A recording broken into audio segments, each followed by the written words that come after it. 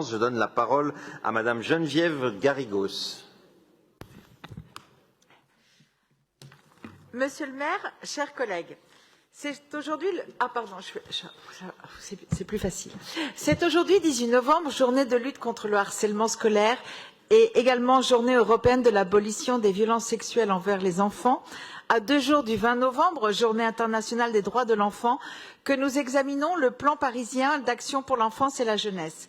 Une journée particulièrement symbolique, donc, et qui doit nous rappeler toutes les dimensions de l'action réellement en faveur des droits de l'enfant, la protection contre les violences de tous ordres et, dans le même temps, l'affirmation de leur place au sein de la cité et de la nécessité de permettre leur participation pleine et entière dans des modalités adaptées à leur âge et à leur niveau d'information.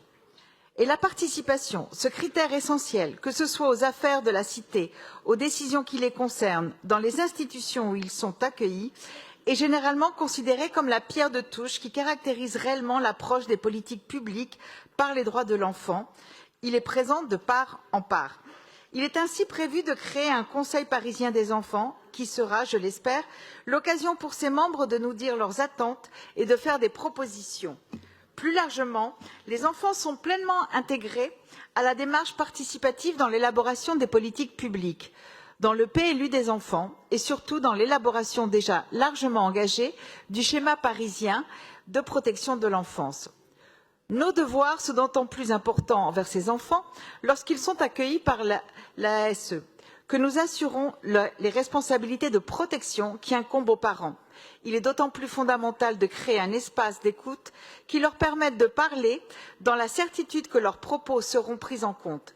Cela suppose un investissement très fort des professionnels qui les accompagnent et j'espère qu'ils pourront le faire dans de bonnes conditions. La participation des enfants, c'est aussi leur donner... Excusez-moi, il y a beaucoup de murmures. Si vous voulez bien aller à la buvette, si vous voulez continuer à parler, il n'y a pas de problème, elle est toujours ouverte. La participation des enfants, c'est aussi leur donner la possibilité de faire du bénévolat en dépit de leur minorité par le biais de la fabrique de la solidarité.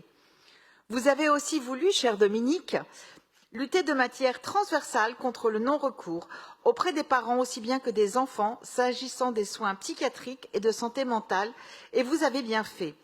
C'est faire œuvre d'émancipation que d'informer les enfants des services qui peuvent les aider à faire respecter leurs droits en cas de besoin, et notamment le droit à la santé.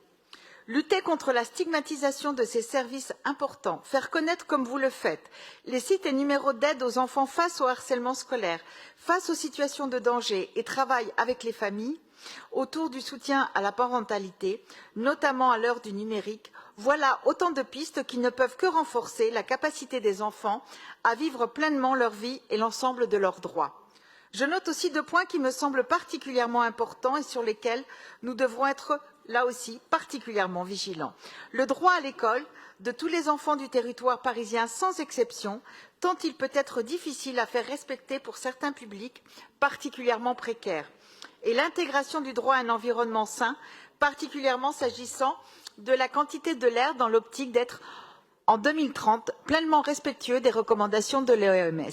Madame la maire, faire de Paris une ville pleinement respectueuse et amie des enfants, comme nous le sommes déjà et comme nous entendons l'être par le biais de ce plan auprès de l'UNICEF, cela dépend de tous et toutes et nous entendons prendre pleinement notre part à ce travail.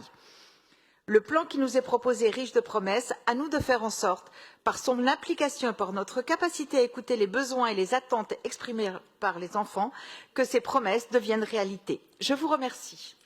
Merci, chers collègues.